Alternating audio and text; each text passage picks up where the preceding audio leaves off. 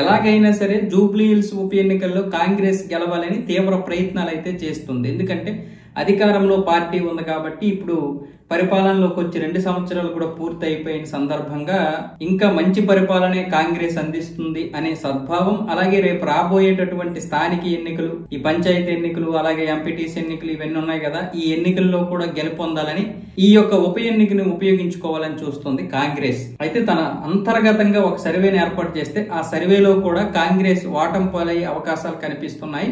BRS కి గెలుపు విజయాలు కనిపిస్తున్నాయి. ఒకటి సింపతి, రెండు ఏమొచ్చేసి బీఆర్ఎస్ ఓటు బ్యాంక్ ఇదంతా కూడా. ఎందుకంటే గతసారి కూడా మాగంటి గోపీనాథ్ ఏమొచ్చేసి ఇక్కడ గెలవడం జరిగింది. అయితే ఇప్పుడు అధికారంలో కాంగ్రెస్ ఉంది కాబట్టి ఎలాగైనా సరే గెలవాలి, గెలవడానికి కూడా అవకాశాలు ఉన్నాయి అన్న విధంగా ఇక్కడైతే అధికారులు అందరూ కూడా మకాం మార్చేశారు. జూబ్లీ హిల్స్ లోనే ఉంటున్నారు అందరూ. అయితే ఈ ఎప్పుడైతే అంతర్గత సర్వే వచ్చింది, అలాగే మొన్న కేకే చేసినటువంటి సర్వేలో కూడా కాంగ్రెస్ కి 37% మాత్రమే ఓట్లు వచ్చే అవకాశాలు ఉన్నాయి. ఇక్కడ బీఆర్ఎస్ 46%తో గెలుపొందే అవకాశాలు కూడా ఉన్నాయని చెప్పారు.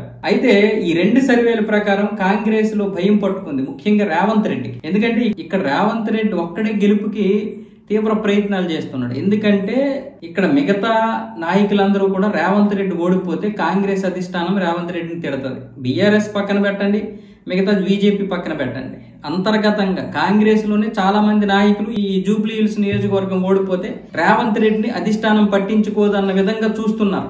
ఆ విధంగా కూడా ఇప్పుడు రేవంత్ రెడ్డికి భయం పట్టుకుంది. అంటే సొంత నేతలే ఇప్పుడు అతను ఓడిపోవాలని చూస్తున్నారు. ఆ విధంగా ఇప్పుడు ఓడిపోకుండా రేవంత్ రెడ్డి తీవ్ర ప్రయత్నాలు చేస్తే అందులో అక్బరుద్దీన్ ఓవైసీని కూడా ఇక్కడ ఒకసారి నువ్వు క్యాంపెయిన్ చేయి, కనీసం ప్రచారం చేస్తే విజయ అవకాశాలు వస్తాయి అని చెప్తే నేను లండన్ వెళ్తున్నాను, నేను లండన్ వెళ్ళి వచ్చేసరికి చూద్దాము, లేదనుకుంటే లేదు, ఎందుకంటే 11వ తారీఖు ఎన్నికలు అక్కడ ఈ నెల కాబట్టి అప్పటికి రాలేడు, నేను లండన్ వెళ్తున్నాను కాబట్టి నేను ప్రచారం చేయలేనని చెప్పేశాడు. తర్వాత అసదుద్దీన్ ఓవైసీకి ఫోన్ చేస్తే ఆయన ఏమొచ్చి బీహార్లో ఉన్నాడు. బీహార్లో ఈ రోజుతో ఎన్నికలు అక్కడ ప్రచారం అయిపోతుంది. సరే నేను ఇక్కడ ఇవన్నీ చూసుకొని వస్తాను, ఎందుకంటే ఎల్లుండి ఎన్నికలు ఉన్నాయి కాబట్టి ఎన్నికలు అయ్యేంత వరకు ఇక్కడ ఉండాలి, పైగా నెక్స్ట్ విడత 11వ తారీఖున అక్కడ కూడా ఎన్నికలు ఉన్నాయి కాబట్టి వచ్చిన తర్వాత మాట్లాడతాను అనేసాడు. 11వ తారీఖు తర్వాత వస్తే ఏంటి, రాకపోతే ఏంటి. మొత్తానికి అసదుద్దీన్ ఓవైసీ బ్రదర్స్ కాదు పొమ్మన్నారు. ఇక్కడేమొచ్చేసి సొంత నేతలే రేవంత్ రెడ్డి ఓడిపోతే బాగుండనే విధంగా ప్లాన్ చేస్తున్నారు.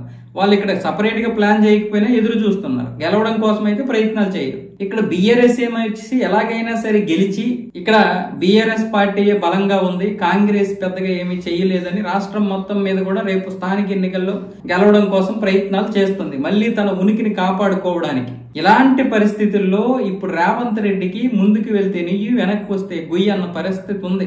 ఎందుకంటే అధిష్టానం ఇప్పుడు సీరియస్ అయింది రేవంత్ రెడ్డి మీద. ఈ నియోజకవర్గం గనక గెలిస్తే రేవంత్ రెడ్డికే క్రెడిట్, ఓడిపోయినా సరే అది రేవంత్ రెడ్డి బాధ్యత. అందుకు ఇప్పుడు రేవంత్ రెడ్డికి భయం పట్టుకుంది.